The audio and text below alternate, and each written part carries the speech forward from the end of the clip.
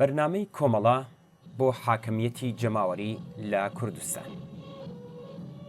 بەشی حەوتەم، خەبات لە دژی گیرۆدەبوون و قاچاغی موادی مخدر.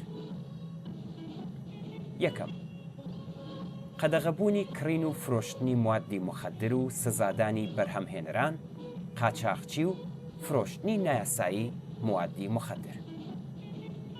دووەم، یارمەتیگەیاندن بە ئەرکی خەبات لە دژی گیرۆدەبوون لە ڕێگای لەناوبردنی بوارە کۆمەڵایەتی و ئابوووریەکانی ڕووتێکردنی خەڵک لە موادی مخدر و پشتیوانی لە گیرۆدەبووان لە بەرامبەر فرۆشیاران و باندەکانی قاچاغچی و فرۆشتنی موادی مخدر.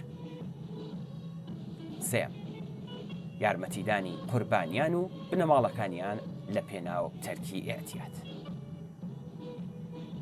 لێرەدا دێینە سەر باسی پارێزگاری لە ژینگە. یەکەم، پارێزگاری لە سەرچاوە سروشتی و ژینگەییەکان و پێشگرتن لە بەفیڕۆدانیان ئەرکی دەوڵەتە. دووهەم، پیسکردنی سەرچاوە سروشتیەکان و هەوای ناوچەکانی نیشتەجێبوون دەبێت بە جورم بناسرێ و سەرپێچیکاران پێویستە سزا بدرێن.